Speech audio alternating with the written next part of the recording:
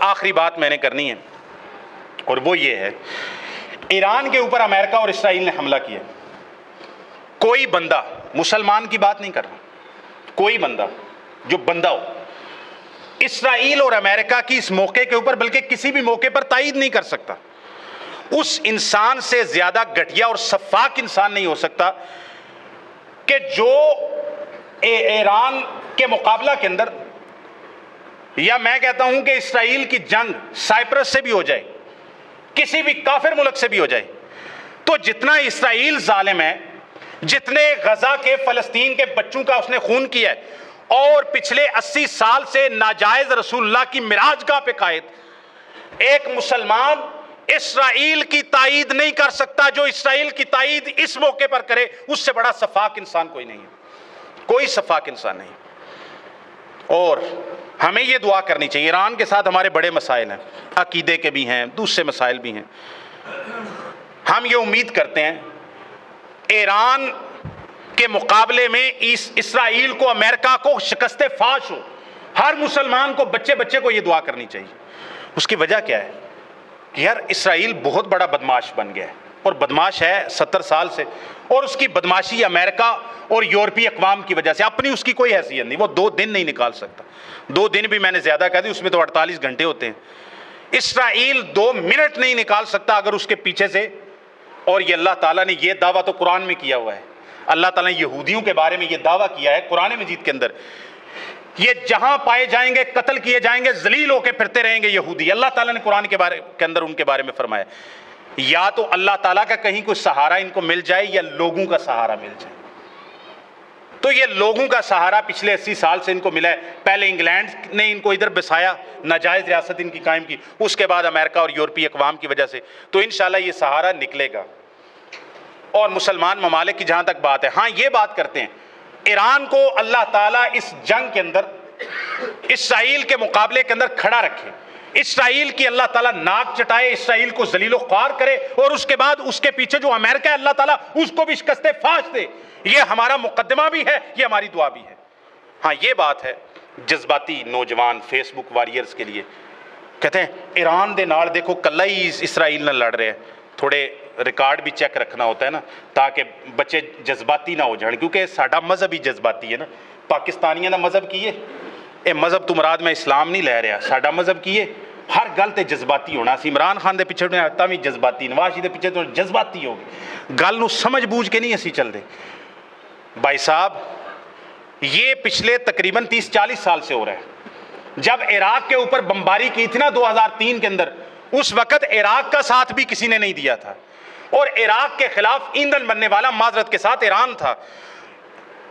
Saddam کی رجیم کو change کر کے واپس بھیج کے، تو اس کے اوپر ایرانی رجیم ایندھن بنی تھی، اور امریکہ کے ساتھ معاہدہ کر کے، کیوں؟ کیونکہ صدام ان کا مشترکہ دشمن تھا۔ جب لیبیا کے معمر قذافی کے ساتھ ہوا، اس کا بھی ساتھ کسی نے نہیں دیا تھا۔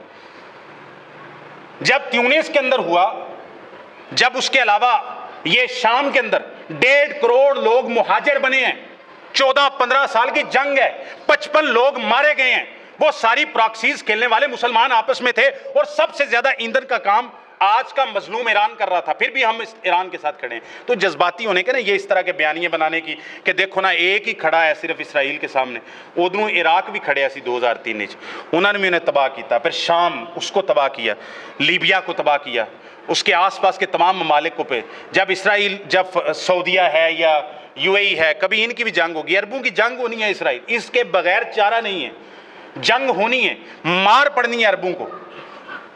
تو وہ ایک شاعر بھی کہتا ہے نا، کہتا ہے کہ یہ جو ساحل پہ کھڑے ہیں نا، تو اے باد صبا دے ان کو بھی ذرا 2-4 تھپیڑے ہلکے سے، کچھ لوگ ابھی تک ساحل پر طوفان کا نظارہ کرتے ہیں۔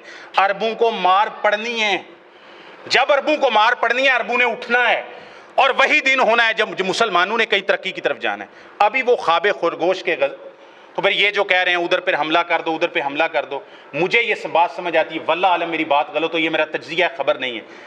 ایران، اسرائیل، امریکہ کی اس جنگ میں اسرائیل اور امریکہ یہ چاہتے ہیں، مجھے یہ نظر آ رہا ہے واللہ عالم، کہ وہ جنگ کا سکیل پھیلانا چاہتے ہیں، اس لیے سارے مشرق وسطیٰ کے ممالک کے اوپر ٹھوس ٹھاس حملے ہو رہے ہیں۔